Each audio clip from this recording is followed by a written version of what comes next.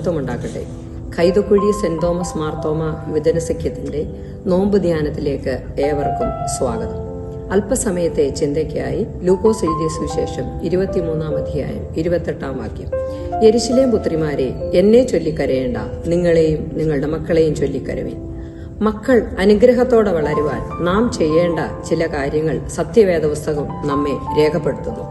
ഒന്നാമതായി, നന്ദി പറയുക. മക്കൾ യഹോവ നൽകുന്ന അവകാശവും ഉദരഫലം അവൻ നൽകുന്ന പ്രതിഫലവുമാകുന്നു. ഒരു പൂന്തോട്ടത്തെ മനോഹരമാക്കുന്നത് അതിലെ പുഷ്പങ്ങളാണ്. അതിനാൽ ഭവനത്തെ മനോഹരമാക്കുന്നത് കുഞ്ഞുങ്ങളാണ്. മക്കൾ ദൈവത്തിന്റെ ദാനമാണ്. അതിനാൽ ദൈവത്തോട് നാം നന്ദി പറയുക. രണ്ടാമതായി, പ്രാർത്ഥന. നാം അനുദിനം മക്കൾക്ക് വേണ്ടി പ്രാർത്ഥിക്കുന്നവരായിരിക്കണം. കർത്താവ് ക്രൂശ് വഹിച്ചു പോകുമ്പോൾ മുറയിടുന്ന അനേക സ്ത്രീകൾ അവന്റെ പിറകെ വന്നു. യേശു അവരോട്, യെരുശലേം പുത്രിമാരെ, എന്നെ ചൊല്ലിക്കരയേണ്ട, നിങ്ങളെയും നിങ്ങളുടെ മക്കളെയും ചൊല്ലിക്കരവീൻ എന്ന് അവരോട് ആവശ്യപ്പെട്ടു. അതുകൊണ്ട് തീർച്ചയായും നമ്മുടെ തലമുറയ്ക്ക് വേണ്ടി നാം പ്രാർത്ഥിക്കണം. മൂന്നാമതായി, വാഗ്ദത്തങ്ങളിൽ വിശ്വസിക്കണം.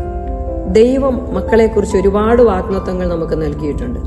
നിന്റെ സന്തതിമേൽ എന്റെ ആത്മാവിനെയും നിന്റെ സന്താനത്തിന്മേൽ എന്റെ അനുഗ്രഹത്തെയും പകരും. മക്കളെക്കുറിച്ച് ദൈവം നൽകിയ വാഗ്ദത്തങ്ങളിൽ വിശ്വസിച്ച് നമുക്ക് മുന്നോട്ടു പോകാം.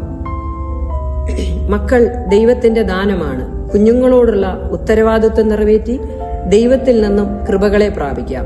നിന്റെ മക്കൾ നിന്റെ മേശയ്ക്ക് ചുറ്റും ഒലിവ് തൈകൾ പോലെ ഇരിക്കും. അവർ അനുഗ്രഹിക്കപ്പെടും. നമ്മുടെ മക്കൾക്കും മറ്റു കുഞ്ഞുങ്ങൾക്കും വേണ്ടി നമുക്ക് പ്രാർത്ഥിക്കാം. പ്രാർത്ഥനയുടെ മക്കൾ ഒരിക്കലും നശിച്ചു പോകുകയില്ല. അവർ അനുഗ്രഹിക്കപ്പെടും. അങ്ങനെ ഒരു തലമുറയെ വാർത്തെടുക്കുവാൻ യേശു കർത്താവ് നമ്മളെ സഹായിക്കുമാറാകട്ടെ. ആമേൻ.